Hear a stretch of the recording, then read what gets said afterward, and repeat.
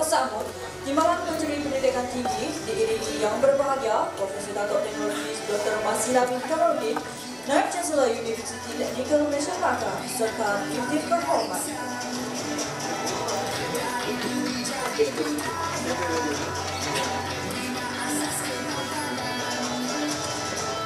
Kesejahteraan masa depan, ayo seluruh anak terdidik.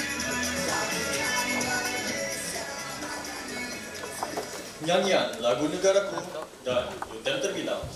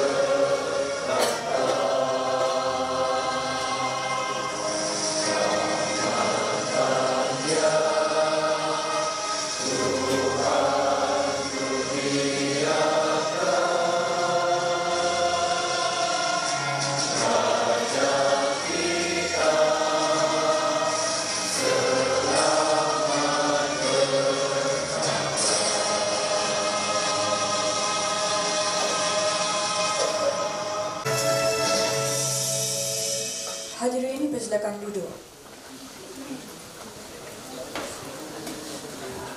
Assalamualaikum warahmatullahi wabarakatuh. Salam sejahtera dan salam Malaysia Madani. Yang berhormat Datuk Teknologis Mustafa Sahmud, Timbalan Menteri Pendidikan Tinggi. Yang berbahagia Profesor Datuk Teknologis Dr. Masila binti Kamarudin, Naib Chancellor Universiti Teknikal Malaysia Melaka. Yang berusaha Profesor Dr. Zaril Ahad bin Zakaria, Timbalan Naib Chancellor Pendidikan dan Inovasi UTM. Yang berbahagia Profesor Madya Datuk Dr. Sabri bin Muhammad Sharif, Timbalan Naib Chancellor Hal Ehwal Pelajar dan Alumni UTM. Yang berusaha Haji Rozimin bin Ahmed Kamil, Pengarah Tabung Haji Wilayah Selatan. Yang berusaha Haji Muhammad Hishamuddin bin Muhammad Sohimi, Pengarah Tabung Haji Melaka. Yang berbahagia Datuk Muhammad Azmi bin Haji Sabtu, Ketua Pegawai Eksekutif Zakat Melaka. Yang berusaha Encik Muhammad Firdaus bin Muhammad Dahari, Pemilik Syarikat Global Workshop GWS Group Sendirian Berhad, Pegawai-Pegawai Kanan Universiti Teknikal Malaysia Melaka. Yang berusaha Encik Muhammad Nur Irman bin Sulaiman, Pengerusi Persatuan Alumni UTM.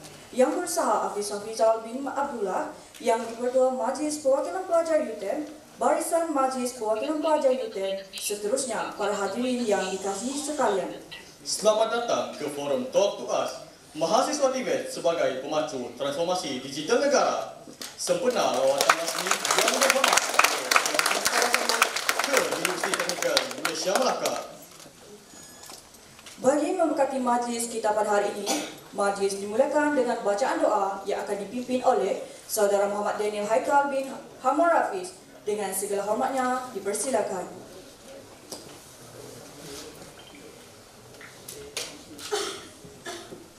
Al-Fatihah.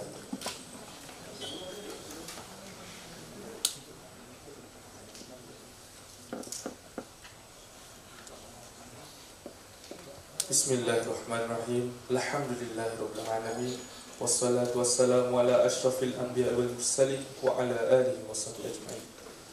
Ya Allah, Tuhan yang Maha Pengasih lagi Maha Penyayang, kami memanjatkan syukuran kehadrat-Mu atas segala limpahan rahmat, taufik dan hidayah-Mu, kerana dengan izin-Mu juga kami dapat berhimpun dalam majlis yang penuh keberkatan ini. Ya Allah, berkatilah pertemuan kami pada hari ini, satukanlah hati-hati kami, suburkanlah jiwa kami dengan semangat keilmuan, keinsafan dan rasa tanggungjawab terhadap agama, bangsa dan negara. Ya Allah, kurniakanlah pada kami ilmu yang bermanfaat, amal yang diterima, hati yang sentiasa tunduk kepadamu. Jadikanlah kami golongan yang sentiasa menuntut ilmu, menyebarkan kebaikan dan membawa perubahan ke arah kemajuan yang dirodai.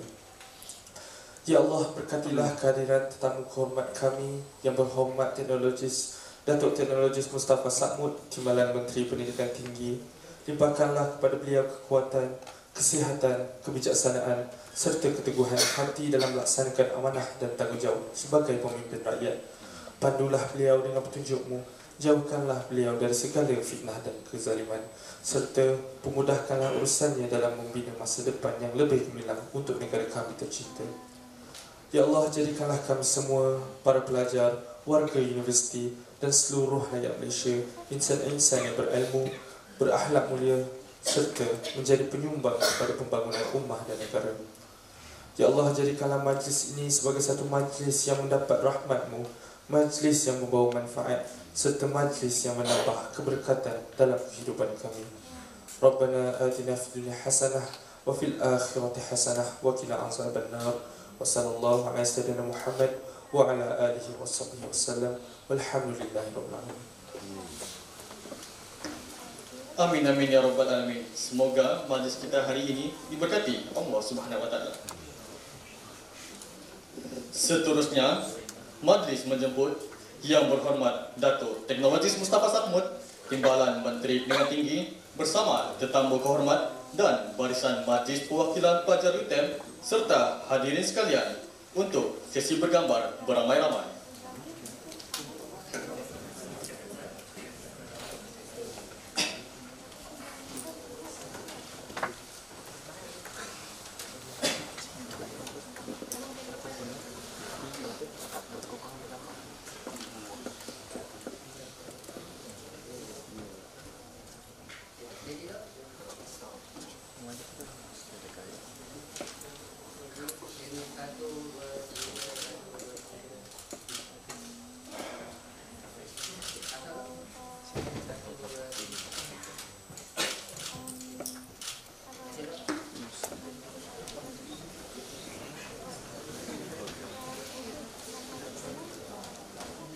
Hadirin sekalian, tibalah masa yang dinantikan iaitu sesi perkongsian ilmu dan wawancara intelektual iaitu forum Talk to Us bertajuk Mahasiswa TVET sebagai pemacu transformasi digital negara.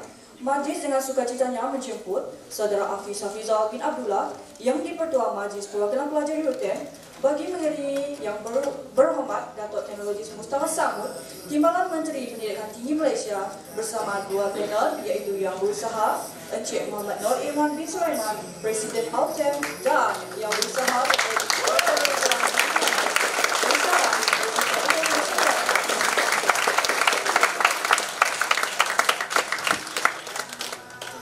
Sebelum majlis diserahkan kepada moderator, izinkan saya kongsikan latar belakang barisan panel kita pada hari ini.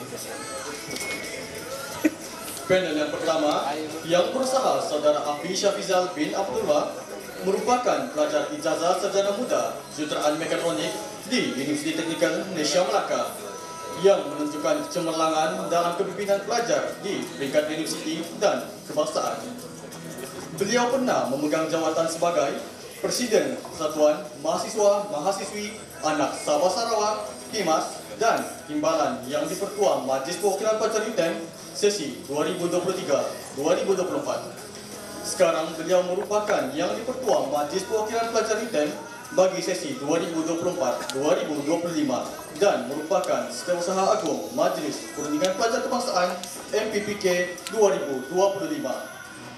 Berpengalaman dalam pengurusan organisasi, komunikasi dan hubungan awam, beliau beraspirasi untuk memperkasa golongan muda serta memberi impak positif dalam pendidikan dan kepimpinan mahasiswa.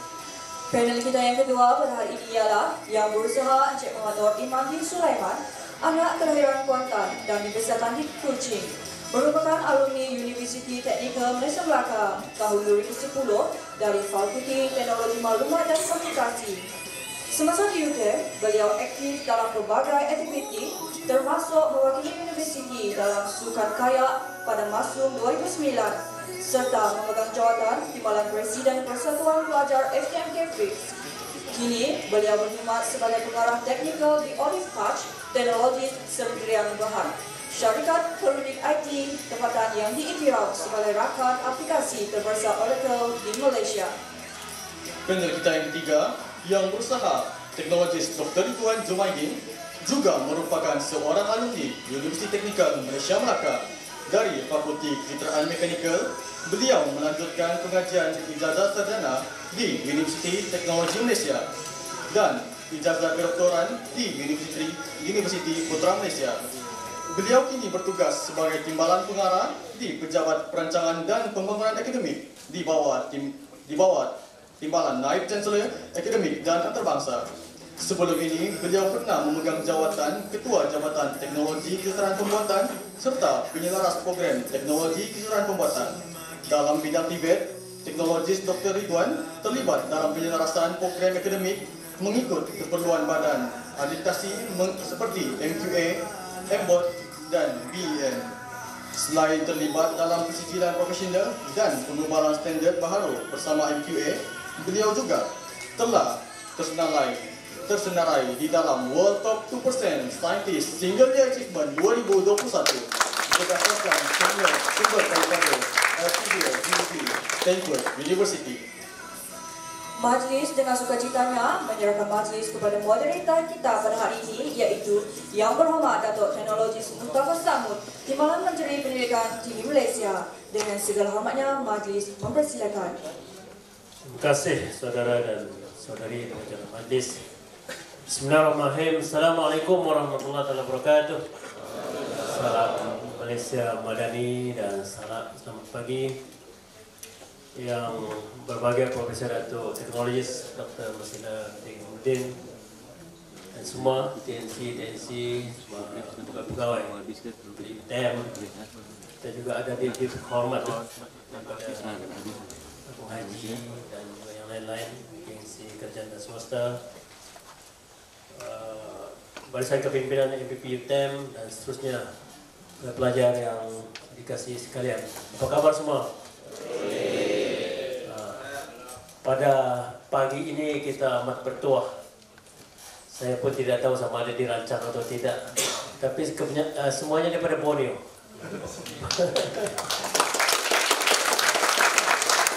Kita ada teknologi Dr. Ridwan bin Jumaidin, kelahiran Tawau, juga alumni UTM. Dimaklumkan akan berhijrah ke UMS tidak lama lagi. Jadi saya pesan kepada Datuk BC kata kena ada dia punya charge transfer fee dia.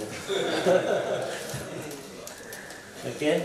Dan kita ada teknologi Muhammad Nur Irman bin Sulaiman, Presiden alumni UTM daripada Kuching. Juga. Dan kita ada Saudara Hafiz Hafizal bin Abdullah, yang Ketua Majlis MPP. Asal mana kita lupa? Oh, Ladatu. Ladatu dan Tawau ni berdekatan je, sebelah ada border. Jadi kita ada, saya sendiri pada Kota Blut, Kota Blut Sabah. Orang Kota Blut ke? Orang Kota Blut. Ini pandai lah UTM dia pilih semua daripada Kota Blut ada Sabah. Takut ada yang daripada Semenanjung pula belajar. Ada? Alhamdulillah. Ini Borneo, jadi Borneo Center ada. Alhamdulillah saya amat besar hati dijemput ke program ini dan kita teruskan sesi Talk to Us.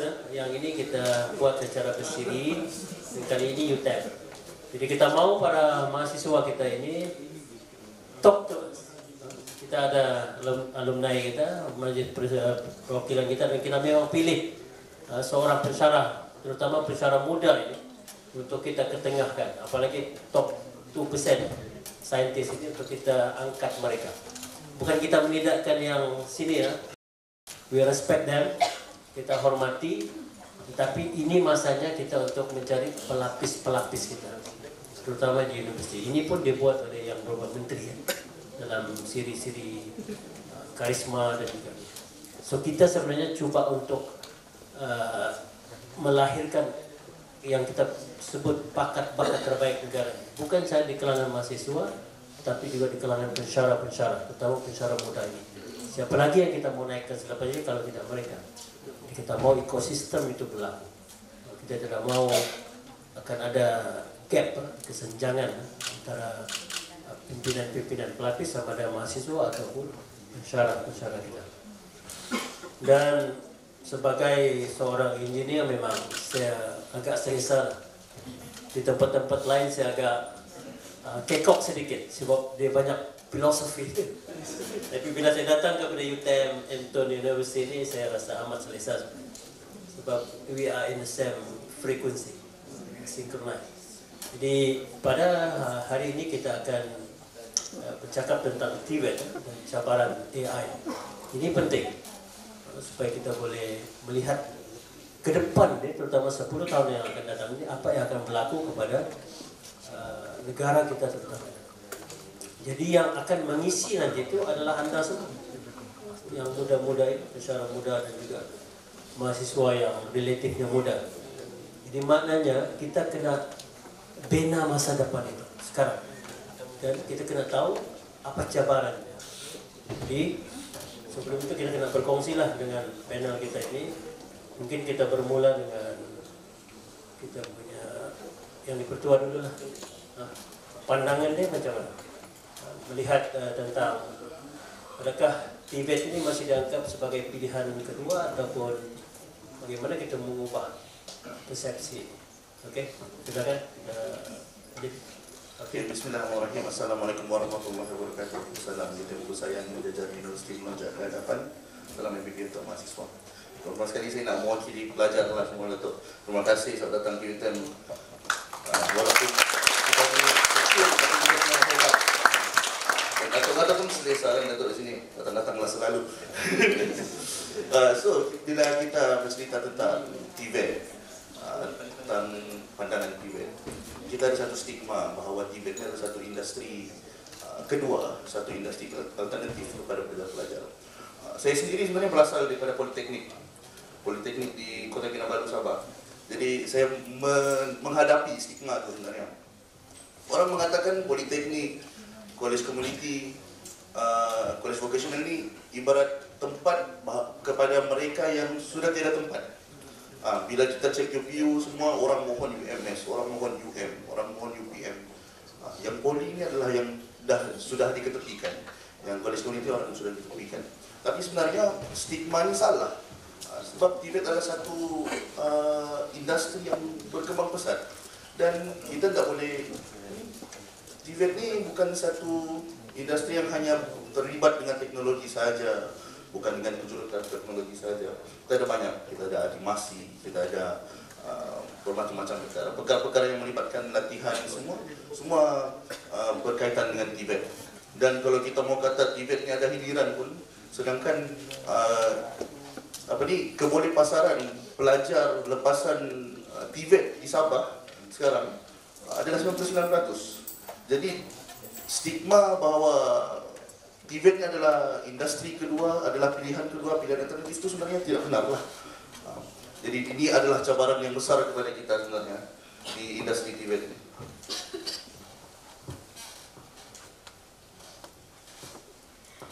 Okey, terima kasih Saudara Sabir. Saya setuju. Saya telah berada dalam kerajaan madani ini sejak daripada awal. Yang pertama saya dengan Kementerian Sumber Manusia juga mengurus TVET.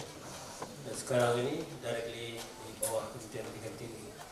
Jadi dari segi perception itu memang begitulah dari dulu. Orang akan melihat TVET ini second class. Itu pilihan yang terakhir.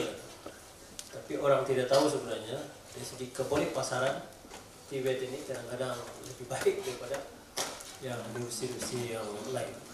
Jadi ini yang kita kena manage. Tapi alhamdulillah setakat ini yang kita dapat terima rakyat sudah mulai berubah persepsi. Tapi walau bagaimanapun kita mau tahu yang ini daripada UTM, Saudara Teknologis Muhammad Warif Irman. Jadi selepas melalui saya tidak tahu backgroundnya sebelum ini, tapi UTM bagaimana melihat tentang masa depan pelajar TVET di industri ataupun di pasaran sekarang? Terima kasih Datuk. Jadi background kan, izinkan saya 2 minit untuk cerita background saya sendiri. So, saya dah bergraduasi pada tahun 2010. Maknanya saya dah 15 tahun dalam industri.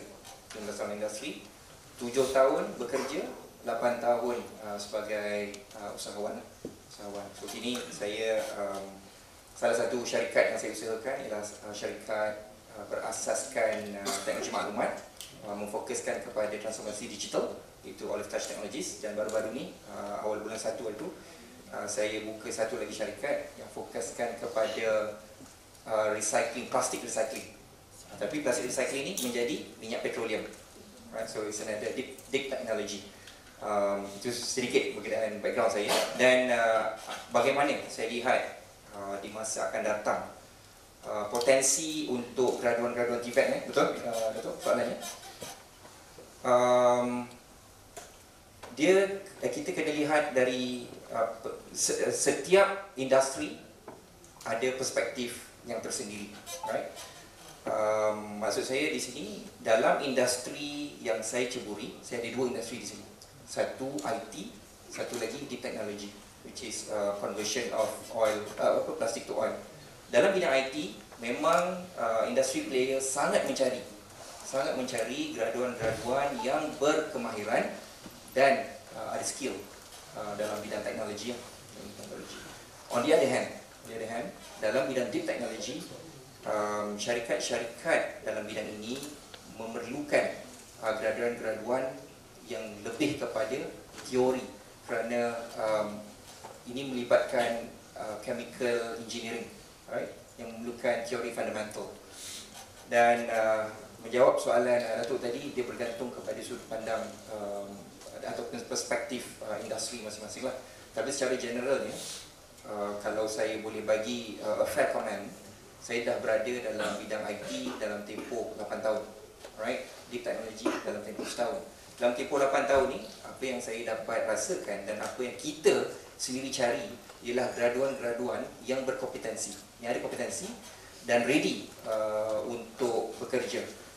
Dalam konteks bukan semata-mata ada sijil degree itu saja, kita perlukan graduan-graduan yang ada sijil-sijil tambahan.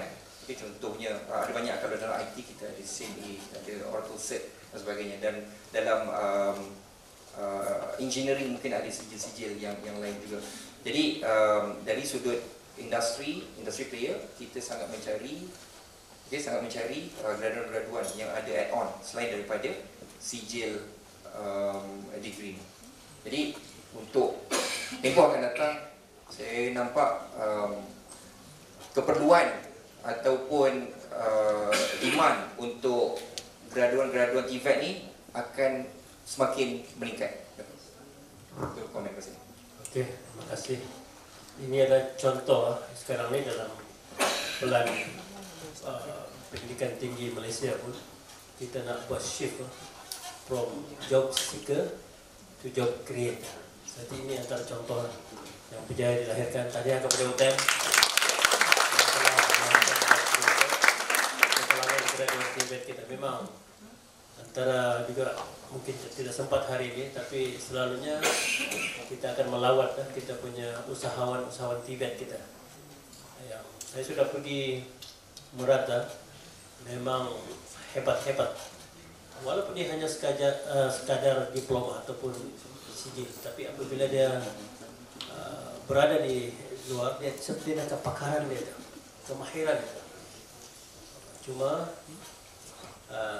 yang perlu kita pertingkatkan mungkin dari segi komunikasinya, terutama yang peringkat sijil dan diploma ini, itu nampak dah kick out sikit lah. Tapi saya fikir yang ini sudah melepasi tahap ada ijazah ni, mungkin dia confident sikit. Tapi yang lain itu walaupun dia menjadi usahawan yang berjaya, tapi kita kena improve dari segi komunikasi. Okey, kita pergi kepada teknologi Dr. Ridwan. Yang ini kita punya top 2% scientist. Saya lawat tadi di galeri, dia convert daun pisang daun pisang menjadi boleh tray dan pelbagai lagi yang very green lah. Jadi ini saya fikir dari satu inovasi yang baik dan kita boleh kembangkan. Dari segi doktor melihat bagaimana sebenarnya ekosistem Tibet ini. Ramai yang mengatakan bahawa mereka hanya stuck di peringkat sijil diploma. Tapi bagaimana doktor melihat tentang masa depan keadaan Tibet ini? Adakah mereka boleh pergi jauh daripada sekadar sijil dan diploma ini? Okay, terima kasih Datuk. Bismillahirrahmanirrahim. Assalamualaikum warahmatullahi wabarakatuh. Dan selamat pagi yang bagi Datuk, yang bagi Datuk NC pengurusan tertinggi UTM. Jadi saya menjawab soalan Datuk. Terus soalan yang tepat sebenarnya sebab di UTM sendiri kita adalah MTUN, which is Malaysia Technical University Network, yang menyambut lepasan-lepasan daripada college vocational khususnya. Sebab sebelum daripada Politeknik memang kita ada ambil pelajaran berasal daripada Politeknik untuk masuk ke UTM, ke MTUN. Tetapi sebelum ni pelajar-pelajar yang masuk ke sijil, mereka yang menyambung diploma kemahiran, mereka ini hanya stuck di peringkat diploma kemahiran sahaja. Dan sebenarnya ibu bapa semua ada beberapa kegusaran di mana anak mereka ini tidak ada peluang untuk naik ke peringkat seterusnya. Jadi sebenarnya ada program, kita panggil program BTEC. Namanya kita sebut BTEC, which is Bachelor Technology. Bachelor Technology ni memang adalah laluan khas untuk pelajar lepasan Diploma Kemahiran Malaysia, DKM, dan Diploma Vocational Malaysia. Dan mereka ini boleh terus menyambung pengajian di MTUN khususnya, dan kita tidak lagi melihat kepada SPM. Saat kita sedia maklum yang vocational, vocational ni mereka tidak mengambil SPM. Jadi daripada lepasan kualifikasi vocational ni untuk tadi, laluan mereka sebenarnya mereka boleh sampai kepada peringkat ijazah. So ini satu perkara yang sangat besar dalam sejarah negara di mana mereka ini diberi peluang untuk sambung peringkat sarjana muda. Dan bila mereka bekerja, dekat sini ada dekan-dekan, ni dekan-dekan yang lebih ariflah sebenarnya bercakap daripada saya. Saya segan dekat saya ni, yang bawah-bawah ni lagi terror sebenarnya. Okay, so sebenarnya lepasan-lepasan program militer ni, bila mereka bekerja, gaji mereka ni lebih besar daripada gaji-gaji yang conventional academics.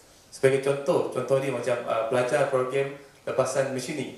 Mereka dah ada skill dalam pemesinan, kemudian mereka sambung lagi bachelor, mereka ada knowledge management punya skills. Bila mereka bekerja, company boleh tawar sehingga 6-7 ribu, 8 ribu ringgit, which is sebab mereka ada skill dan mereka ada management. So benda tu sangat besar. Dan sikit lagi Datuk, takut saya lebih panjang pula.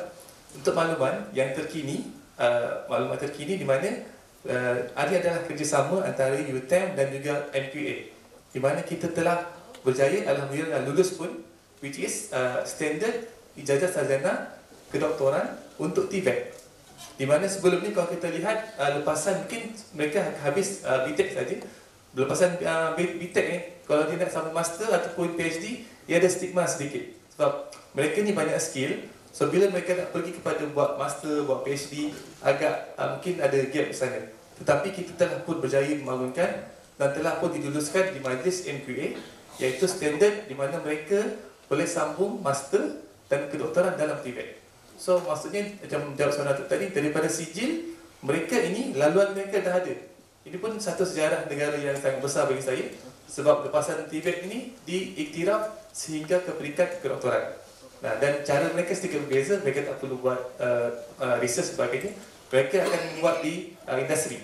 Dia buat master dia, kedoktoran dia di industri. So daripada sana saya nampak bila kita dah ada platform dekat sana, mereka dah boleh nampak, ibu bapa, parents pun dah nampak dah. TVET ni daripada sijil boleh sambung diploma, boleh sambung degree, boleh sambung master, boleh sambung kedoktoran. So sama macam tu. Kita saya, terima kasih. Terima kasih sangat pula.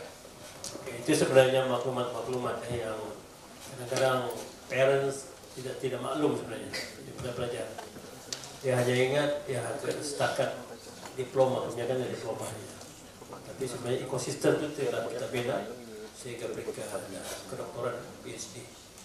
Dan saya fikir tidak bertuah juga lah UTM melepaskan wakil ada punya alumni ni ke UMS. Dia akan jadi catalyst dari sana untuk memperkenalkan UTM. Mungkin boleh buat inilah collaboration lah.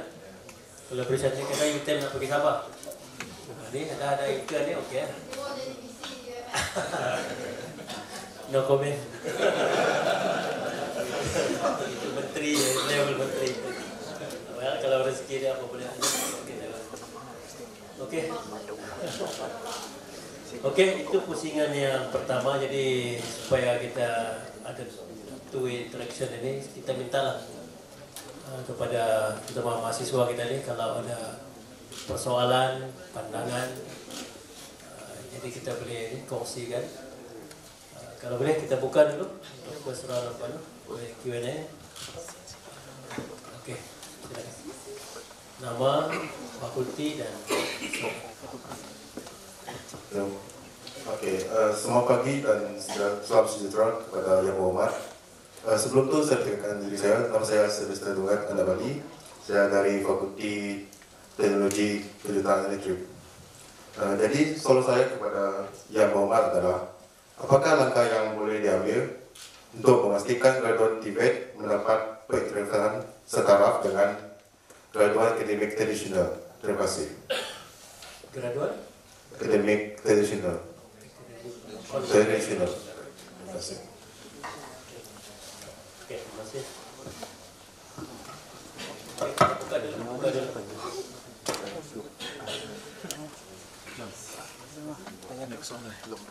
Next one.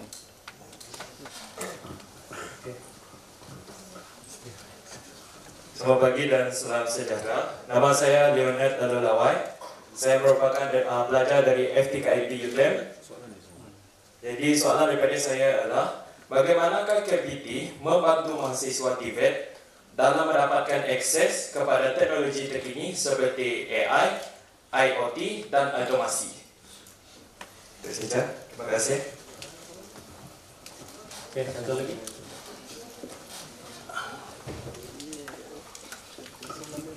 Assalamualaikum dan salam sejahtera. Yang berhormat Dato', saya Siti Nazia binti Saidin daripada Fakulti FTTT. Ingin bertanyakan soalan, bagaimanakah KPT mengintegrasikan elemen keusahawanan teknologi dalam kurikulum TVET?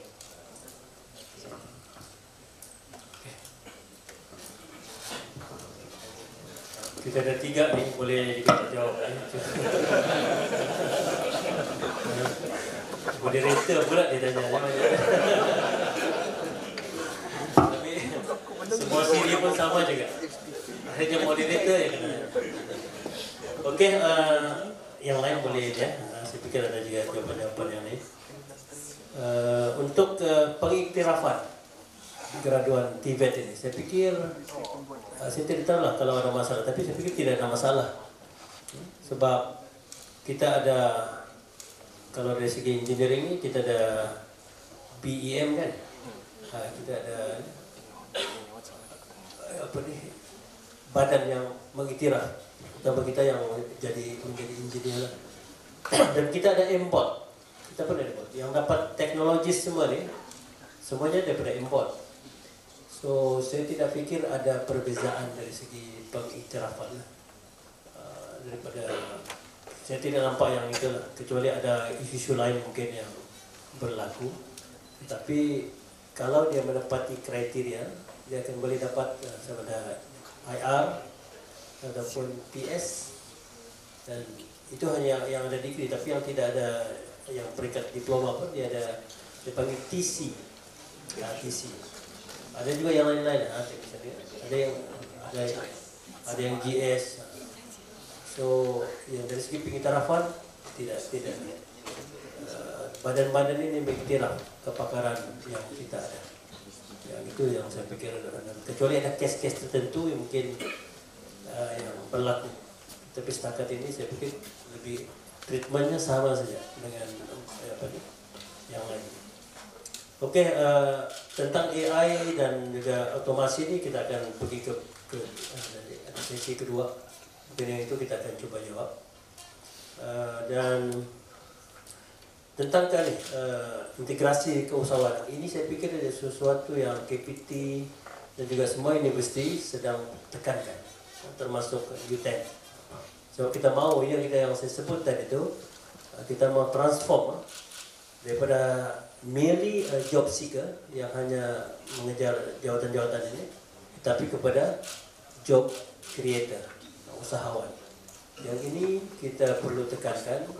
Cuma dari segi statistik cuba kaji juga dalam bidang ini, memang yang menjadi usahawan daripada universiti ini secara keseluruhan, itu pasti UTM, mungkin UTM ada, mungkin boleh jawab tadi, around 8% saja keseluruhan graduan kita ini, mahasiswa kita yang keluar dari universiti, lebih kurang 8% saja, memang agak kurang. Yang di peringkat universiti mereka memang dilatih menjadi usahawan, yang itu agak besar, dalam 20-25% yang terlibat.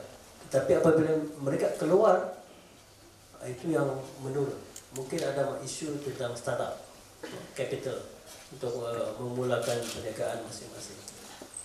Cuma saya punya kajian dulu, saya buat master di UMS tentang keberkesanan kursus-kursus keusahawanan yang dibuat di universiti dulu. I think 10 years back. Masa itu memang agak tidak berkesan mengikut kajian awal saya lah. Tapi saya lihat sekarang ini, saya pun tengah cari ni macam mana universiti yang nak offer ni. Atau BC tak dengar. Termasuk saya nak tengok keberkesanan yang sekarang ini bagaimana. Bagaimana kita mau melahirkan yang itu satu cabaran yang amat besar. Saya punya ini antara subject matters yang memang begitu dekat di hati saya dari dulu itu, sehingga saya buat kajian. So kalau di Sabah mungkin dokter pun tahu, kita boleh nampak lah dulu. Saya dulu di Telekom, kita iklankan hanya kita panggil coin collector, payphone. Ini yang anak-anak sekarang ni tiada ni, yang pakai public phone ni. Di zaman kami ni nak call girlfriend kena berbaris. Kalau terlalu lama memang kena apa ni, lontar batu ni. Ini mesti cakap lama dengan girlfriend. Kita berbaris. Yang ini adalah yang coin collector. Kita iklankan 5 kekosongan di Sabah. Yang datang 1000 orang. Lepas itu yang datang pula ada master, ada degree, diploma. Yang kita perlukan hanya SPM saja. Jadi di situ yang saya terdetik. Masa itu saya juga Presiden Majlis Belia Sabah. Kita what is happening in the university. Itu dulu, bukan sekarang. Tapi maknanya kita tidak melahirkan mahasiswa yang keluar saja dari universiti, dia tidak bergantung dengan kekosongan jawatan yang ada. Masa itu kebergantungan itu sangat tinggi. Jadi bayangkan dengan ada master, degree, dia masih juga untuk dapatkan jawatan-jawatan yang hanya memerlukan SPM saja. Jadi kadang-kadang itu yang amat menyedihkan. Saya pikir banyak sudah perubahan.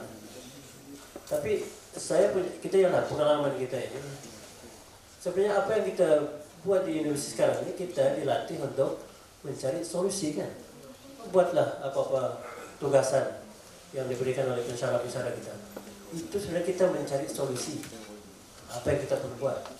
Tapi yang itu tuh, bila kita berada di luar, seolah-olah kita tidak boleh aplikasikan kaedah itu.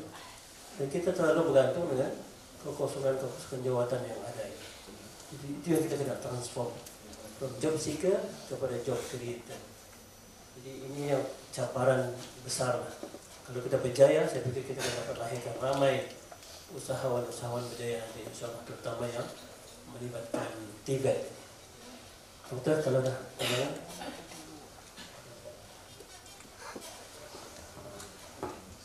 Saya tambah sedikit lah berkenaan dengan setaraf tadi. Ini saya boleh kupas daripada sudut pandang Malaysia Qualification, jadi satu MQA. Di MQA sebenarnya kita melihat program-program akademik ni melalui MQF, which is Malaysia Qualification Framework, kelayakan Malaysia. Di mana kerangka kelahiran Malaysia ni diletakkan melalui nombor. Tahap 1 which is sijil, tahap 2 sijil, tahap 3 diploma, tahap 4 diploma kemahiran lanjutan, dan tahap 5 dan tahap 6, tahap 3 adalah sijil, tahap 4 diploma, 5 diploma lanjutan, 6 degree. So 6 degree, 7 master dan 8 PhD kedoktoran. So sebenarnya untuk program-program TVET, dia diletakkan di bawah COPTA, which is Code of Practice for TVET Program Accreditation. Jadi untuk program-program yang laluan TVET ni, Datuk, sebenarnya mereka adalah setaraf. Dia tiada isu kata tak setaraf sebenarnya. Sebab melalui MKF itu sendiri, level 1 akademik sama dengan level 1 TVET. Dan level degree tadi level 6 sama dengan level 6 TVET.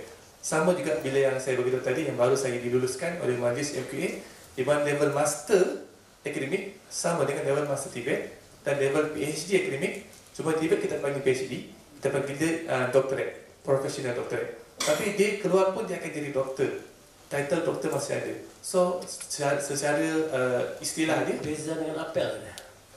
Apel dia boleh gunakan untuk masuk. Cuma dia punya program tu masih dia perlu jalani dia perlu ambil studi kursus, tetapi dia tidak perlu berada di universiti. Dia sepenuhnya berada di industri. Tetapi dia punya level dia sama. Maksudnya kedoktoran dia dan PhD sama. So maksudnya tiada istilah tidak setaraf.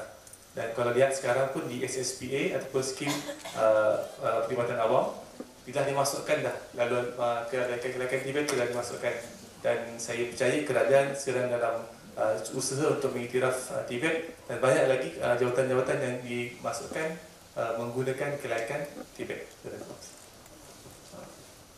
Saudara Muhammad Dok, kalau pengalaman sebagai usahawan. Okay, untuk jawab soalan Lester tadi, kelaikan, ada beza kelaikan antara TVET graduates dengan conventional academic graduates. Kalau ikut pengalaman saya, tiada. Sebab kita memang ada opening, every year kita ada opening. Banyaklah graduate, fresh grad daripada universiti seluruh Malaysia apply. Dia tak adalah ramai sangat. Satu opening tu mungkin dalam 30 atau 40 daripada pelbagai universiti. Kita sebagai majikan, kita tak filter by universiti. Kita filter by apa yang ada dalam CV tu, at first stage apa yang dipresent dalam CV. Antaranya additional certification, in which most of TVET universiti ni, M2 tadi tu, ada additional certificate tu yang tak ada pada universiti-universiti yang lain lah, yang bukan yang non-M2 universities. Jadi on the first level, kita tak filter by university, kita tak filter by qualification level. To some extent ada, kita filter by qualification level, kita ambil diploma ke atas, tapi kita tak di filter sama ada dia graduate TVET atau tak. So we evaluate fair and square. Tapi apa yang membezakan M2 graduates ni ialah additional certification ataupun skill and knowledge yang ada dalam CV sendiri. Jadi simple answer, di industri, at least in my industry, kita tak membezakan antara graduan TVET dan conventional academics. Itu konsep tu. Ada beza? Ada pengalaman-pengalaman? Saya takut sikit yang nak cakap.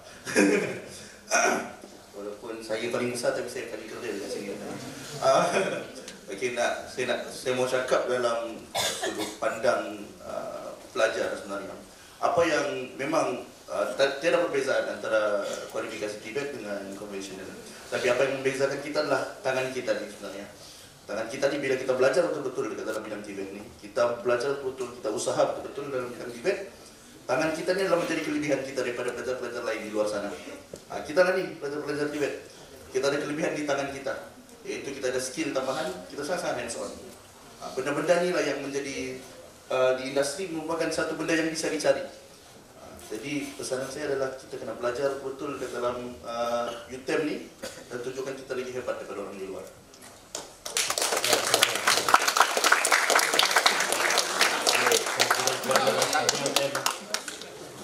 Saya teringat dulu masa saya, ialah kita dulu ni mana TVET kita more on theory. Jadi bila kita bekerja di telekom ini, ada masalah apa ni, mati elektrik lah. Yang berani pergi tu bukan engineer. Yang pakai istilah ini apalah kamu ni topi persegi je, kami topi bulat ni boleh. Sebenarnya mereka sebab dia hands on. I agree with you. Yang hands on itu, memang dia boleh pegang, dia tahu live white mana kan. Yang kita ni walaupun kita belajar tapi more theory, kita tak pernah pegang pun. Jadi takut kena rejatan elektrik lain pun ada. Tapi yang detection bawah ni very confident. Tapi sekarang itulah apabila satu kemahiran, lepas tu ada pula degree, so this combination will make us excel further daripada graduan yang lain. Okey. Kita pergi ke pusingan kedua. Mungkin kita mula dengan doktor tentang bagaimana kita mengaplikasikan AI, teknologi baru di dalam kurikulum kita yang sekarang ini. Bagaimana doktor melihat? Terima kasih Datuk. Jadi kalau kita lihat AI ini memang menjadi satu trend di mana AI digunakan dalam bentuk hiburan. Banyaklah kita lihat video editing semua tadi menggunakan AI, dan dalam kerja pun kita menggunakan AI. Contoh dia seperti ChatGPT dan sebagainya. Memang ada kursus-kursus yang dilaksanakan, dianjurkan supaya kita enhance knowledge AI kita. Jadi dari segi kurikulum TVET ni, kurikulum TVET memang kita di M2 di UTM kita memang cuba untuk menerapkan sebanyak mungkin elemen AI di dalam kurikulum kita. Di mana mungkin tak semua kursus, bukan semua kursus kita boleh masukkan elemen AI, tetapi kursus-kursus yang berkaitan kita boleh gunakan. Contoh dia macam kursus-kursus kalau saya sebut bahagian TVET, contoh dia machining kan. So dekat machining itu kita boleh integrate AI dalam automation dia sendiri, dan juga di dalam control dan sebagainya kita boleh integrate AI tersebut. Tetapi untuk of course di UTM kita ada fakulti IT, fakulti FTMK, teknologi maklumat, dan terkini tadi pun Datuk dah sedia maklum kita ada fakulti AI, kita ada Dr. Hazli dekan fakulti AI. Dan di situlah kita lihat di mana kita sangat-sangat serius dengan menyahut trend terkini ini untuk kita integratekan kurikulum AI itu di dalam kurikulum TVET. Cuma dari segi kepakaran, Datuk maaf saya bukan pakar dalam AI. Mungkin Dr. Hazli atau mungkin CDO kita akan lebih arif lah dalam AI. Ataupun mungkin Dr. Irman mungkin lebih arif, boleh komen sedikit tentang AI. Okey, memang sekarang ni pun kita lihat memang AI dan teknologi baru ini memang part dan parcel dia punya life itu. Yang keduanya memang dari segi kurikulum untuk membina pakatan negara ini kita kena embed dengan AI dan juga digitalisasi ini ke dalam kurikulum kita. Yang ini saya fikir ini perlu ditekankan, dan saya ucapkan tahniah kepada UTM sebab sudah buat satu fakulti dekan fakulti AI ya. So bukan hanya untuk engineering student ya. So sekarang ini kita sudah melihat bahawa dia merotasi kurikulum, merotasi bidang. Now they are talking about AI lawyer, AI accountant, AI. Semuanya kita bermula dengan AI. Jadi dia tidak hanya engineering student saja ataupun software engineering student, tapi dia kena merentasi. Sebab kalau kita to survive yang dalam suasana yang amat mencabar ini India sekarang ini, kita kena ada that extra knowledge, especially melibatkan teknologi. Okey, dari segi aplikasi AI dalam industri ini, Saudara Nur Irman, bagaimana? Okey, Datuk. Untuk aplikasi, mungkin Dr. Iwan pun nak sentuh bagaimana AI boleh membantu dalam pembelajaran, dalam proses PNP itu sendiri lah. Tapi saya lebih berminat bila bercakap berkenaan AI dan TVET ni. kita lihat dulu kenapa kita fokuskan pada TVET. Based on my reading, macam kita Malaysia pun kita adaptasi model TVET daripada luar. Betul kan saya kata? Kalau saya salah, kita adaptasi sebahagian daripada Jerman dan ada beberapa model lagi untuk kita hasilkan model TVET kita. Dan kalau kita lihat kepada negara-negara yang terawal mengaplikasikan ataupun memberi penekanan pada TVET, negara-negara tersebut adalah negara-negara pencipta, innovator, right, innovator. So 20-30 tahun lepas ataupun even 40-50 years ago, when these countries, Germany, Switzerland, South Korea, dia dah fokuskan kepada TVET, di situlah bermulanya innovation within that country. Okay? Sekarang ni kita ada AI. Semua negara dalam dunia ni bermula dengan AI pada satu tempoh yang sama. Okay? The boom of AI berlaku dalam tempoh 3 atau 4 tahun yang kebelakang ini. Maknanya di situ, semua negara dalam dunia ada leverage yang sama. Right? Kita bermula pada poin yang sama. Bezanya, apabila kita di Malaysia, kita memfokuskan kepada TVET, kita perlu juga fokuskan bagaimana TVET ini perlu berintegrasi dengan AI untuk menjadikan Malaysia ini sebagai negara inovasi. Innovator, right? Innovator. Sebabnya pengalaman saya di industri, tenaga kerja mahir kita kebanyakannya datang daripada luar, antaranya India. Kita import banyak. Dalam industri IT ini sendiri, saya boleh katakan lebih 50% tenaga mahir IT datang daripada India. Right? Walaupun India sendiri bukan negara innovator, tapi rakyat-rakyatnya telah keluar daripada India, bermigrasi, berada di negara-negara yang maju, yang mencipta pelbagai teknologi dan sebagainya, antaranya AI, dan antara champion AI sebenarnya India. Sebab mereka antara yang bermula menggunakan ataupun mengaplikasikan AI. Waktu itu nama bukan AI lah, sekarang kita pakai AI, automation dan sebagainya. Dah guna lama. Tapi di situ apa yang kita perlu tekankan ialah AI ini perlu diintegrasikan dalam kurikulum kita untuk menghasilkan graduan-graduan kita yang berdaya saing dalam konteks pemikirannya untuk mencipta benda-benda baru. Right? Sebab kita ada macam Dr. mention tadi, kita ada accounting in AI, right? Lawyer, even saya pun guna. Dokumen-dokumen kontrak dan sebagainya. Kita tak ada in-house legal, tapi kita gunakan antaranya ChatGPT lah.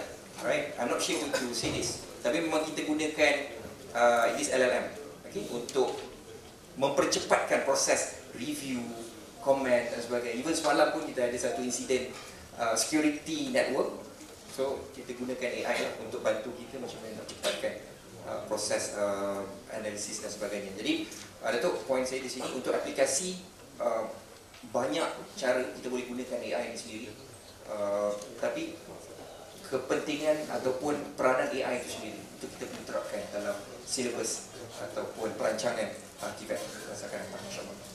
Okay, itu problem daripada industri ya.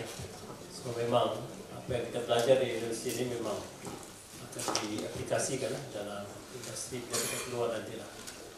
Okay, Syafizan, dari segi pandangan bagaimana sekarang dari segi suasana pembelajaran di UTM ini, dari segi AI aplikasi. Kita cerita pasal aplikasi AI dalam pembelajaran. Kita tengok dari sudut pandang pelajar lah. Cuma katakan siapa sini pernah guna ChatGPT? Termasuk saya sendiri. Ini semuanya buat assignment pakai ChatGPT lah. Kalau saya boleh dapat bachelor, sebelum bachelor Mechatronics, saya akan dapat bachelor AI ChatGPT dulu. Sebenarnya. Jadi sebenarnya AI ini berada dekat dalam hidup kita sebenarnya, dalam belajar. Dia integrasi kepada kehidupan ni berlaku beberapa tahun sebelum ni, secara besar-besaran. Tapi kalau kita cerita pasal AI balik, rujukannya adalah 90s, 80s sebenarnya. AI ini sudah lama, tapi dia diintegrasikan dalam kehidupan tu baru-baru beberapa tahun yang lepas. Dan AI ini merupakan satu bahan bantu yang kukuh. Awal-awal memang kita akan nampak kelompokan sana sini, tapi sekarang AI ini boleh bercakap lagi hebat daripada manusia. Tapi apa yang membezakan dan menyebabkan AI ni kita nampak pada awal implementasi dia. Implementasi dia kita nampak sebagai satu cabaran, sebagai satu konsep besar. Sebab kita risau menggantikan tenaga kerja, menyebabkan student kita kurang kompetensi. Tapi yang membezakan keberkesanan AI dengan student itu adalah AI adalah artificial intelligence. Tapi ada satu benda yang AI tidak. AI tidak emosi. Emosi itu terletak pada manusia.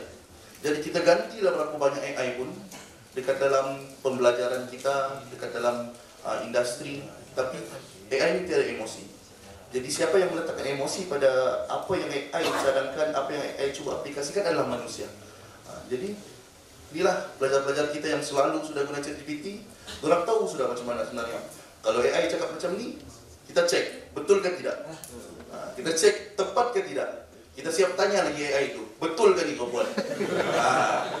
Itu yang membedakan kita dari sudut pandang pelajar.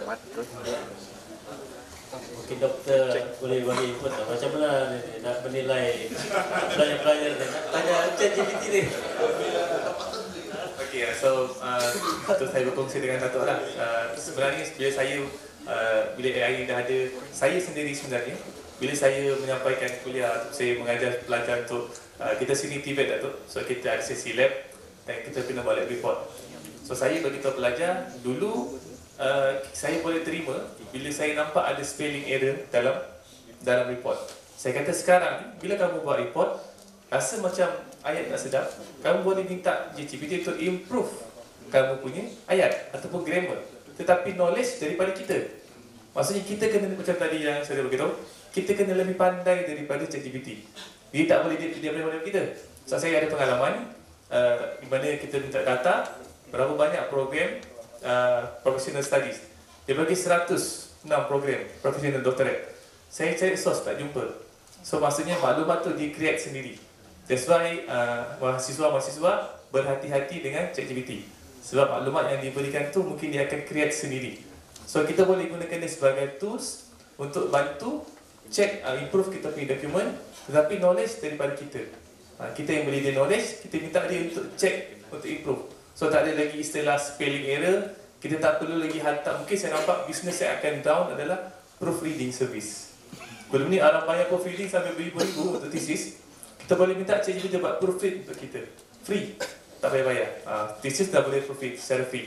So itu yang saya nampak ChatGPT ni sebenarnya boleh membantu dari segi kompetensi graduan untuk bila dia nak tulis email.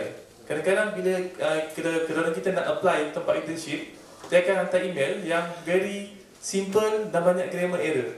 So saya beritahu, bila kamu nak apply nanti, minta bagi info-info dia dan minta ChatGPT bantu untuk buat ayat yang proper grammar. So saya nampak ChatGPT ni dulu memang orang akan kata, ini ChatGPT ni jangan tengok. Tapi sebenarnya maklumat ada dan orang baca lebih selesa sebab maklumat dia tersusun. So kita tidak boleh lagi-lagi menganggap ChatGPT ni sebagai penipu. Orang akan anggap ni, ChatGPT ni dia tipu je kan. Sebenarnya bukan tipu. Sebenarnya dia bagi knowledge untuk dia bantu kita untuk improve kita punya penyampaian. So itu dah tak saya boleh share sedikit. Okey, itu dia perspektif pensyarah. Okey, kita buka lagi. Ada 3 soalan lagi untuk sesi yang kedua. Silakan. Hello. Assalamualaikum dan salam sejahtera kepada yang berhormat Datuk T.S. Mustafa Sakmud. Yang dapat Datuk Alap. Alap. Ini bahasa Bajau. Ini bahasa Bajau. Kampung Pirasan. Pirasan. Okey. Soalan saya, apakah pelan jangka panjang KPT untuk membina hub TVET berasaskan teknologi di seluruh negara? Hub TVET.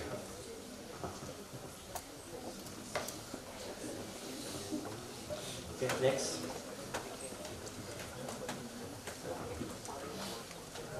Ya, bismillahirrahmanirrahim. Assalamualaikum warahmatullahi wabarakatuh. Nama saya Muhammad Fadli bin Arif. Saya dari Fakulti Teknologi Kejuruteraan Elektrik dan saya berasal daripada Tawau Sabah. Sihat Datuk. Soalan saya pertama, saya ada sediakan 2 soalan. untuk panel dan Datuk lah. Yang pertama, bagaimana kementerian menangani cabaran kesenjangan digital di kalangan mahasiswa Tibet, terutama di kawasan luar bandar. Soalan saya yang kedua berkenaan dengan oleh kerana Datuk ni merupakan Sabahan, saya ingin bertanya tentang progres lah, sebab tahun lepas saya ada dengar pada Ogos 2024 tentang Majlis Tibet Negeri Sabah. Jadi bagaimana progres Majlis Tibet Negeri Sabah tersebut? Kalau boleh mahasiswa dari Sabah ingin tahulah, oleh kerana UTM pun sendiri merupakan mahasiswa Tibet. Itu sahaja daripada saya. Terima kasih. Okey, satu lagi.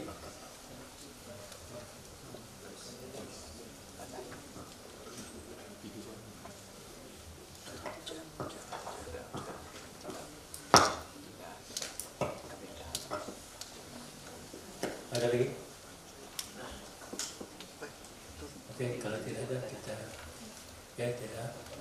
Okey, saya jawab dulu beberapa persoalan ini. Mungkin disambung oleh rekan-rekan panel yang lain.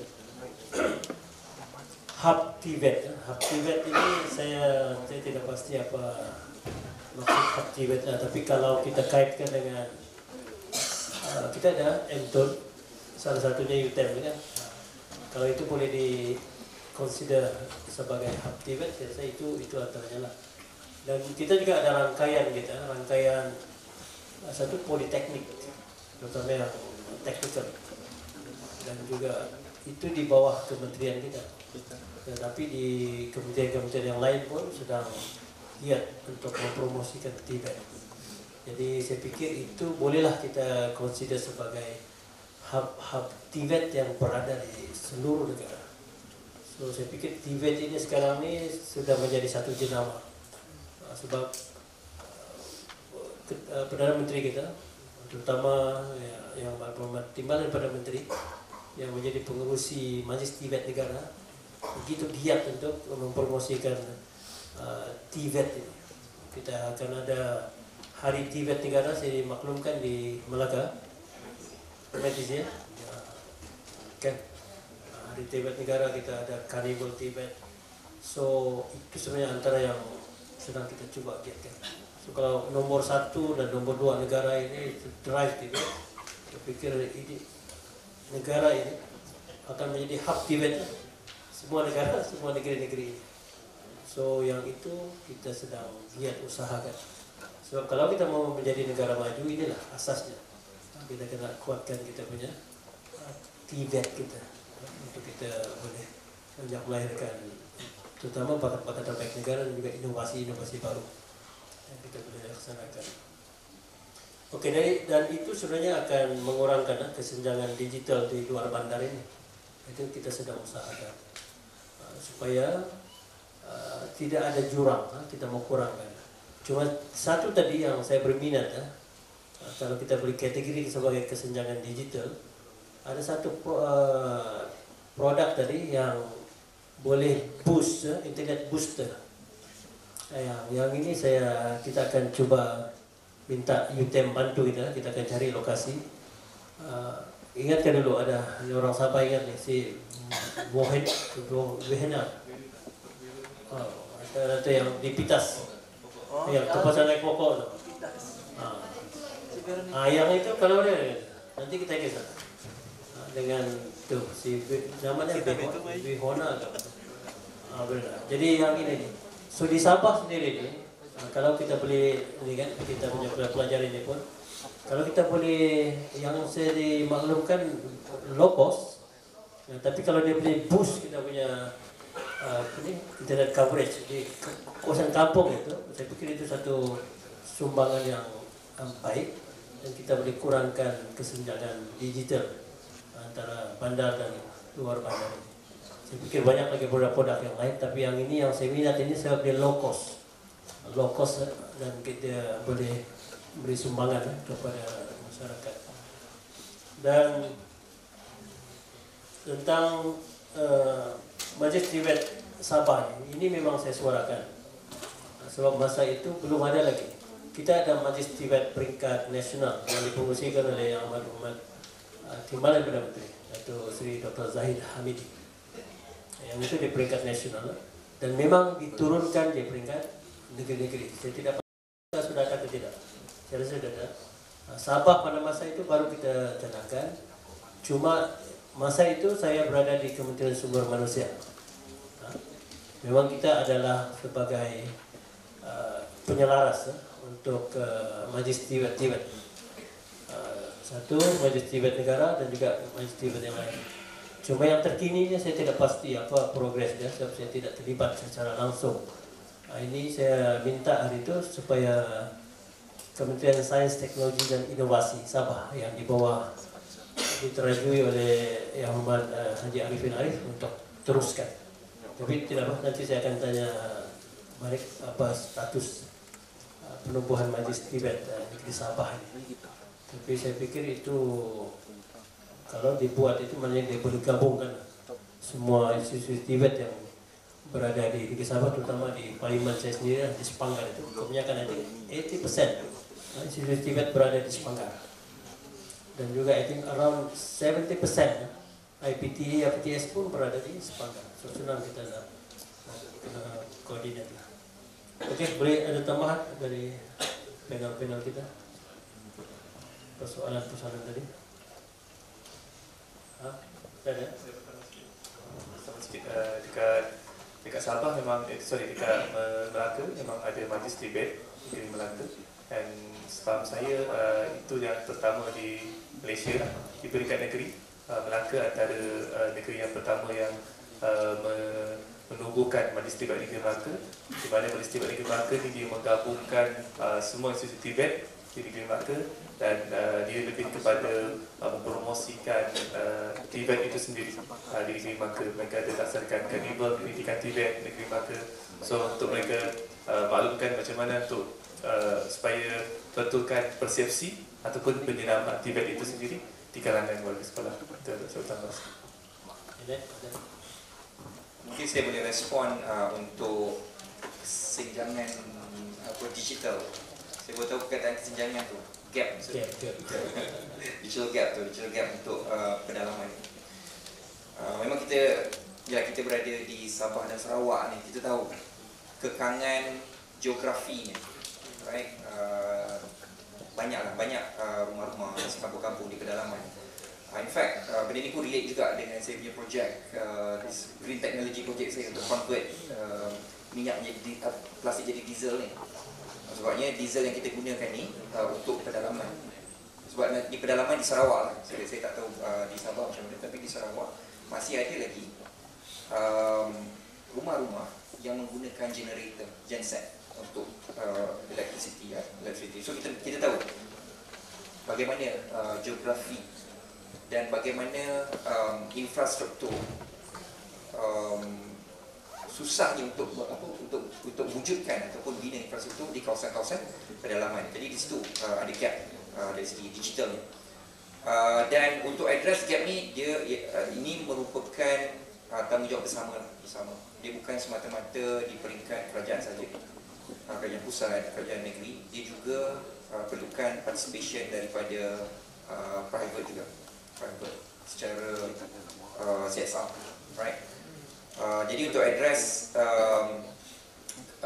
gap, digital gap ni, mungkin pihak kerajaan juga boleh wujudkan beberapa inisiatif kepada private, pihak swasta, mungkin dari segi cukai, pengecualian cukai, matching grant atau sebagainya, bagi menggalakkan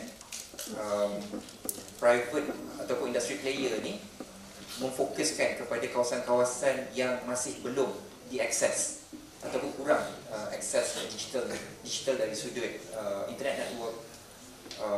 Selalunya kalau dekat kawasan Sarawak tu mobile network ada, tapi data tu yang kurang.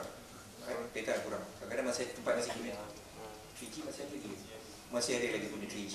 3G. So dekat situ infrastruktur perlu dibangunkan.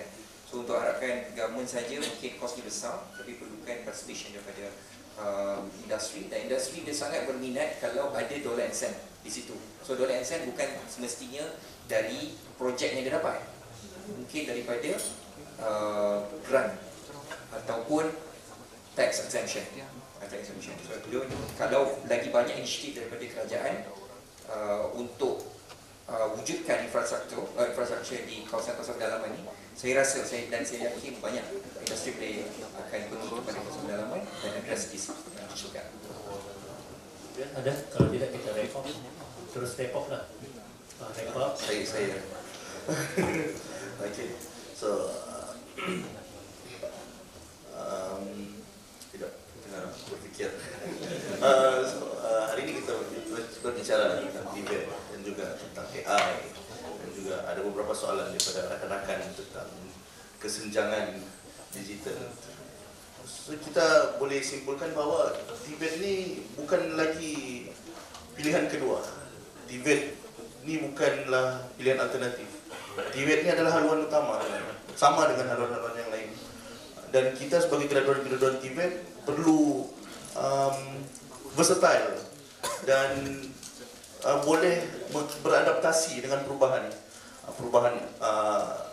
AI dan akan ada lagi perubahan-perubahan teknologi yang akan datang. Kita kena jadi satu graduan yang versatile.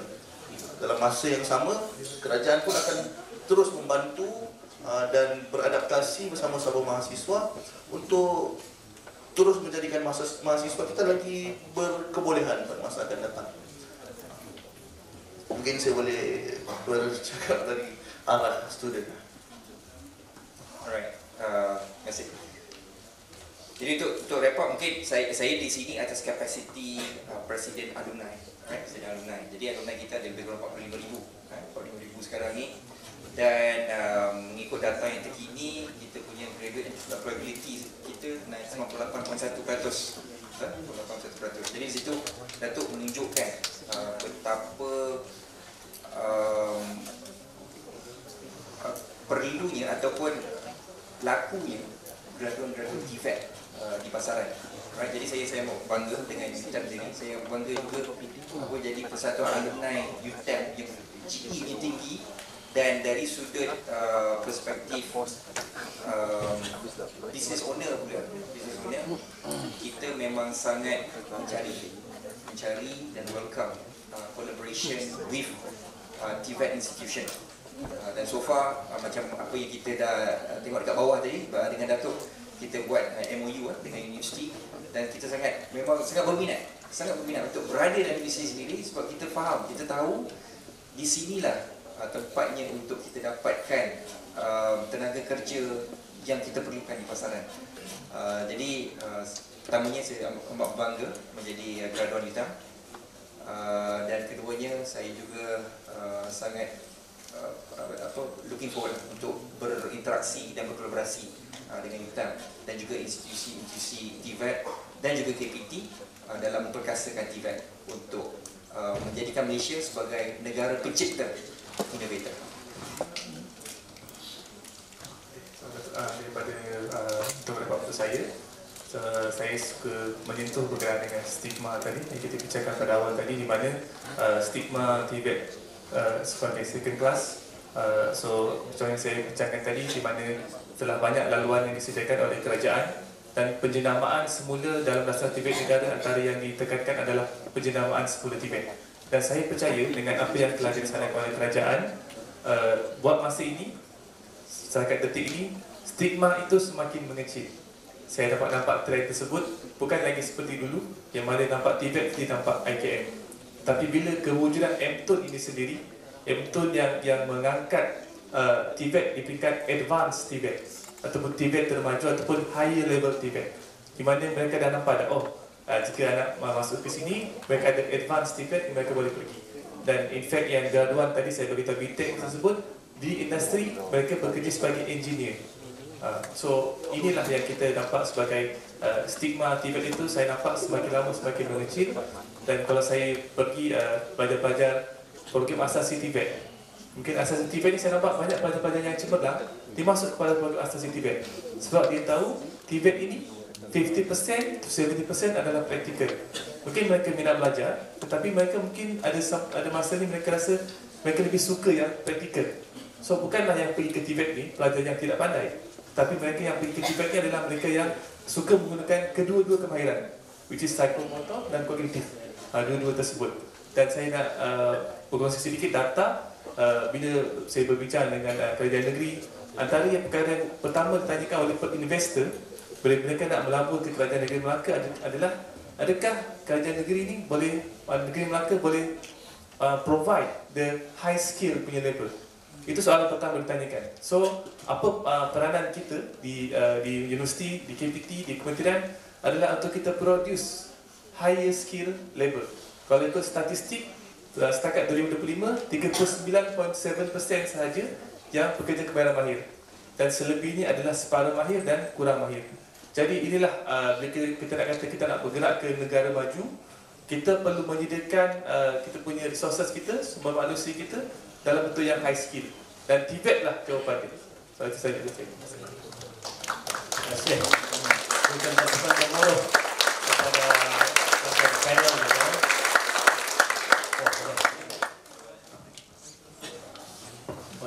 Assalamualaikum warahmatullahi wabarakatuh. Saya ada last soalan boleh? Okey. Assalamualaikum warahmatullahi wabarakatuh dan selamat tengah hari. Nama saya Muhammad Nizam Zairi. Saya adalah presiden untuk mahasiswa-mahasiswi anak Sabah dengan Sarawak. So mungkin saya akan teruskan dengan soalan saya. Mungkin TVET sekarang sangat di Malaysia sangat berkembang pesat. Kita melahirkan banyak graduate dalam semua sektor, contohnya pembangunan dan pertanian. So pertanyaan saya, adakah dengan perkembangan ini kita dapat mengurangkan pekerja dari warga asing, contohnya dari Indonesia serta Bangladesh? Sekian. Okey, ini sebenarnya antara persoalan yang banyak ditimbulkan masa saya di Kementerian Sumber dahulu. Cuma kita kena bezakan antara yang saya tidak mau kategorikan low TVET, high TVET, tapi skill and unskill kan. Kebanyakan 3D ini cabaran kita adalah generasi muda kita ini tidak berminat untuk 3D job ini. Yang ini yang menjadi masalah. Jadi itu yang kebergantungan kita dengan pekerja asing ini masih lagi. Kita macam di ladang kelapa sawit. Tiada yang mau menombak lah buat pembersihan. Tapi apa yang kita buat ialah kita perkenalkan otomasi. Yang ini sedikit sebanyak dapat menariklah untuk anak-anak bekerja di bidang-bidang ini. Tetapi saya pikir yang sekarang ni yang kita perlu fokus ini oleh yang kita pikir high TVET ini lah. High TVET ini. Dan ini saya pikir ini satu sumbangan kita kepada negara. Yang ini saya seperti yang dimaklumkan oleh saudara Noriman ini, kita masih lagi banyak bergantung dengan warga daripada India dalam bidang IT kan. So yang ini yang kita kena fokus. Maknanya kita kena slowly replace them with our local talent. Jadi ini yang saya fikir ini yang kita cuba usahakan dan kita cuba tarik balik. Sebenarnya kalau kita pergi luar negara yang kita panggil brand apa sebenarnya kan, ramai sudah pakar-pakar kita yang berada di seluruh dunia.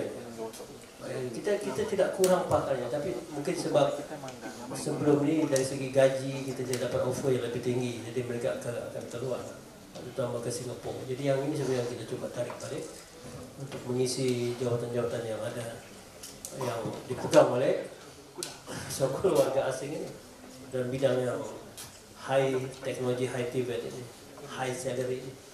Jadi itu yang kita coba usahakan. Boleh ya? Okey, pertamanya saya ucapkan terima kasih kepada UTM sebab telah melahirkan ini antara tokoh-tokoh Borneo.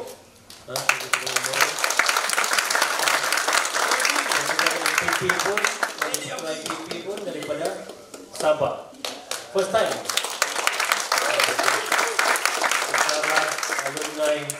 Alumni pun daripada Sarawak. So ini ini saya fikir adalah satu sumbangan yang besar daripada UTM yang telah mengangkat anak-anak kita daripada Sabah, Sarawak untuk jadi tokoh-tokoh.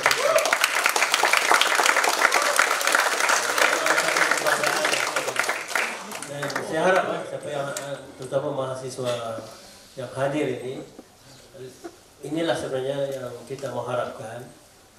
Jangan yang fikir bahawa we are the second class mahasiswa di negara ini. Iya. Oh, UTM ah? Oh, no wonder dia. Wah, dia bilang your student. Okay, that's good. So maknanya walaupun ada lebih kurang 800 daripada Sabah dan Sarawak ini, dan kita ada juga persatuan-persatuan yang ada ni. Jadi saya fikir ini suatu perkembangan yang baiklah. Jadi untuk menghargai UTM ini dan kami besar hatilah pejabat UiPTM, kita berilah kepada MPP ini 10,000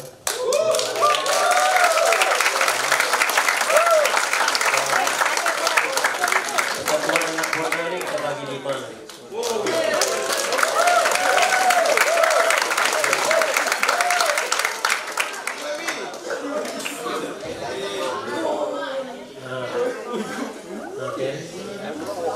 Okey, yang itu tulis surat lah. Terima kasih kepada UTM, Prof. Isni, aktivisi banyak dijaga anak-anak Sabah Sarawak ini. Dan kita harap agar hubungan ini kita teruskan dan kita alu-alukan UTM untuk kembangkan sayapnya ke Sabah Sarawak. Jadi kita perlukan kepakaran-pakaran ini untuk membantu kedua-dua negeri ini untuk supaya lebih setara dengan negeri-negeri. Terima kasih kepada semua yang hadir dan sekali lagi kita tahniah kepada pasangan panel kita yang hebat-hebat. Assalamualaikum warahmatullahi wabarakatuh. Terima kasih. Terima kasih diucapkan kepada Yang Berhormat dan Teknologis Mustafa Satmud, Timbalan Menteri Pendidikan Tinggi Malaysia, serta semua ahli panel atas forum yang bermanfaat sebentar tadi. Majlis dengan segala hormatnya menjemput Saudara Afi Syafizan bin Abdullah yang dipertua Majlis Perwakilan Pelajar UTM bagi mengiringi Yang Berhormat Timbalan Menteri Pendidikan Tinggi dan para panel untuk kembali ke tempat duduk.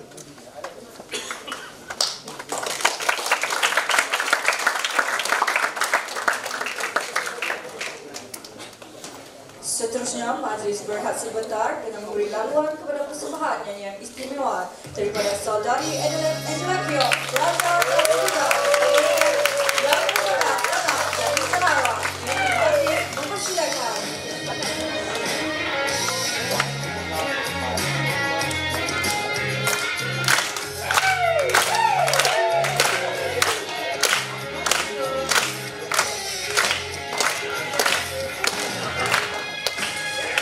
Jalan-jalan kelihatan pusing-pusing satu orang tak tentu.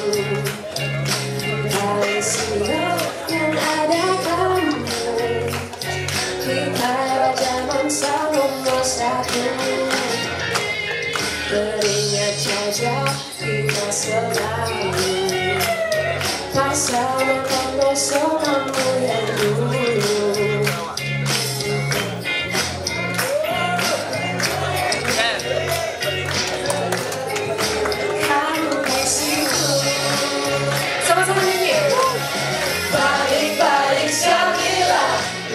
Sama kamu, pikiran melayang macam tinggi langit biru.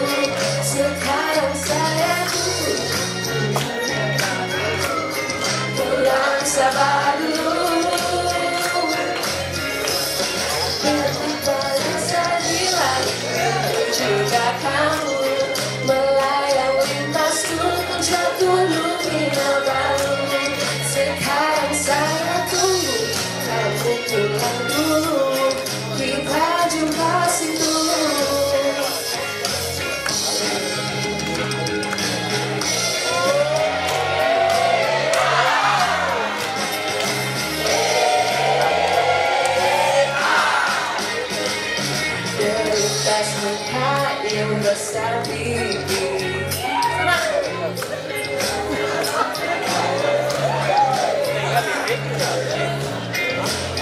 tinggi dan sepi.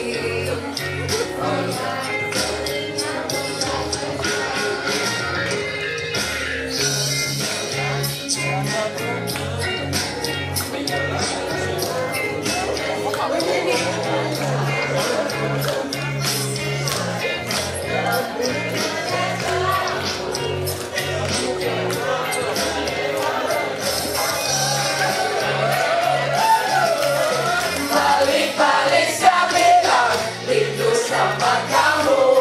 Pikiran melayang macam tinggi langit biru. Sekarang kita jauh, memang saya mau pulang sabar dulu. Sudah kan saya bilang rindu juga kamu. Melayang limpas puncak gunung Kinabalu. Sekarang saya tunggu kamu pulang dulu. Kita jumpa situ. Memang tidak tahan tinggal jauh di negeri orang. Sudah saya pun rasa begitu. Balik-balik saya bilang rindu sama kamu. Pikiran melayang macam tinggi langit biru. Sekarang kita jauh, memang saya mau pulang sabar dulu. Sekarang saya bilang rindu juga kamu. Melayang limpas ke puncak gunung Kinabalu. Sekarang saya tunggu kamu pulang dulu. Kita jumpa situ. Sekarang saya bilang kamu pulang dulu. Kita jumpa situ.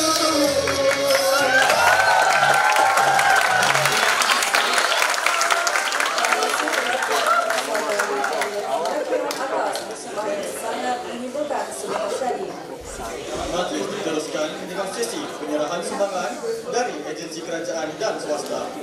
Dengan itu, majlis mempersilakan Yang Berbahagia Profesor Dato' Teknologis Dr. Masida binti Kamarudin, Naib Chancellor Universiti Teknikal Malaysia Melaka, bagi mengiringi Yang Berhormat Dato' Teknologis Mustafa Samud, Timbalan Menteri Negara Tinggi Malaysia, untuk naik ke pentas bagi menyempurnakan sesi penyerahan sumbangan.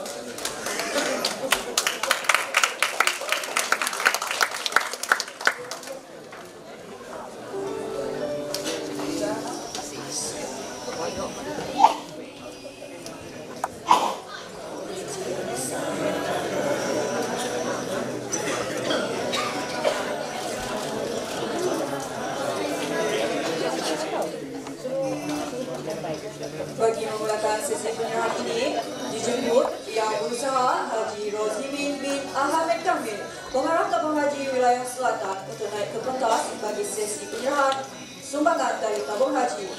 Untuk makluman semua hadirin, sumbangan CSR zakat bawah tabung haji berjumlah RM550,000 di Malaysia adalah bagi kaum infak yang merupakan bantuan kewangan untuk pelajar yang melanjutkan belajar tinggi di Malaysia. Ia menyokong pelajar daripada latar belakang ekonomi rendah, merangkumi yuran pengajian dan kos sara hidup.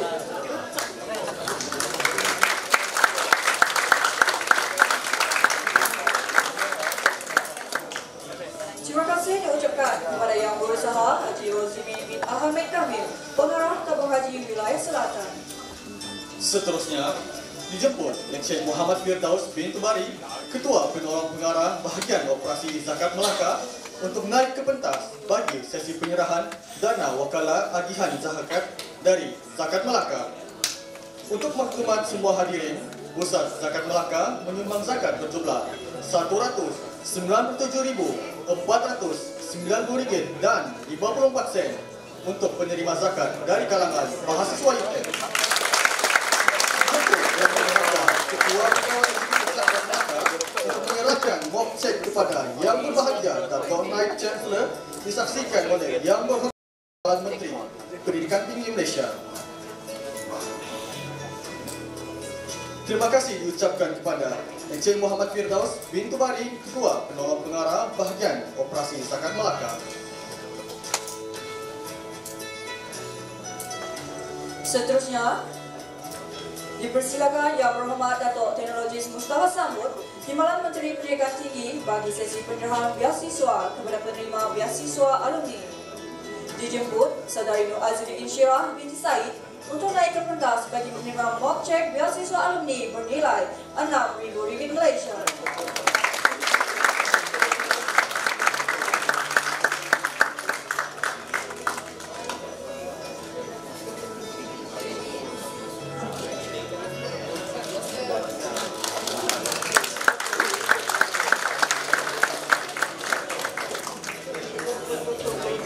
Seterusnya dijemput Farah Anissa binti Zaini untuk naik ke pentas bagi menerima mock check beasiswa alumni bernilai RM15,000 Malaysia.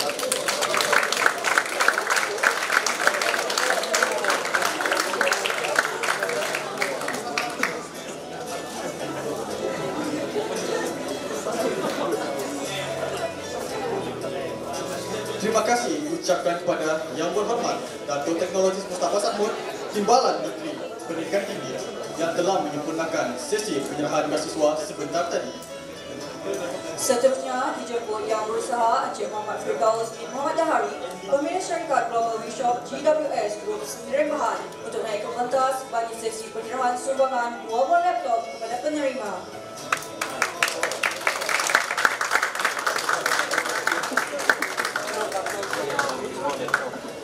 Dijemput Saudari Nur Iskur Ain binti Muhammad Wani untuk naik ke pentas bagi menerima sumbangan laptop.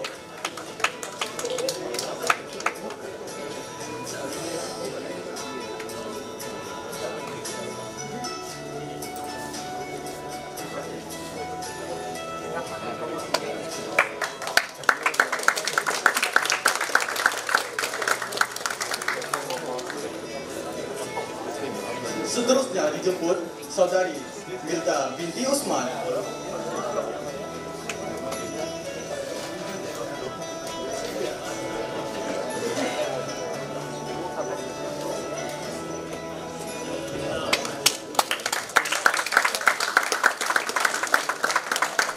Untuk makluman semua, Encik Muhammad Firdaus bin Muhammad Dahari juga merupakan alumni UTEM.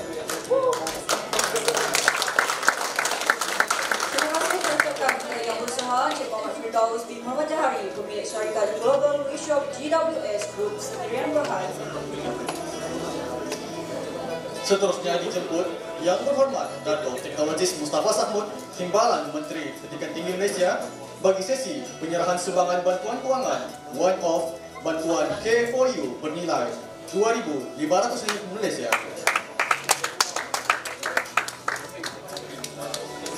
Dijemput Saudara Muhammad Fahmi Syah bin Abdul Qawi untuk naik ke pentas bagi menerima sumbangan.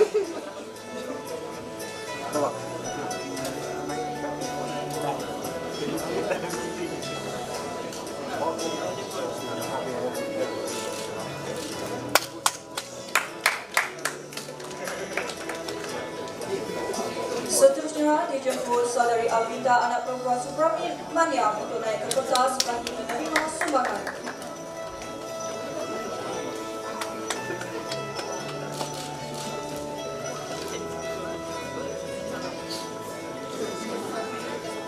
Seterusnya dijemput Saudari Putri Sofia Izzati binti Jasdiman.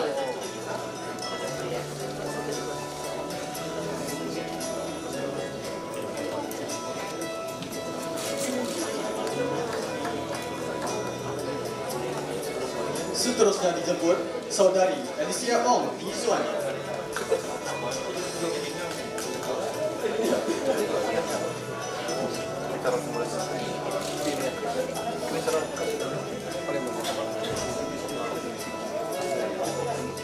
Akhir sekali dipersilakan Saudari Nur Naura Patiza binti Basri.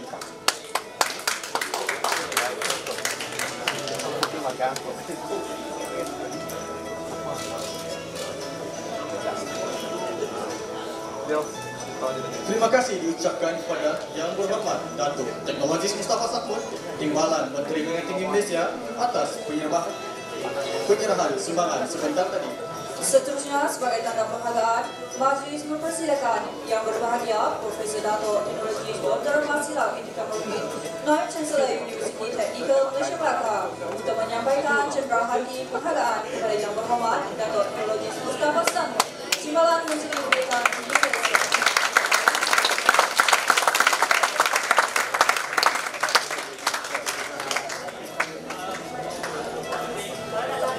Majlis merakamkan setinggi-tinggi penghargaan atas segala sumbangan dan kepentingan semua pihak. Dengan berakhirnya sesi penyerahan sumbangan sebentar tadi, maka berakhirlah forum Talk to Us mahasiswa TVET sebagai pemaju transformasi digital negara.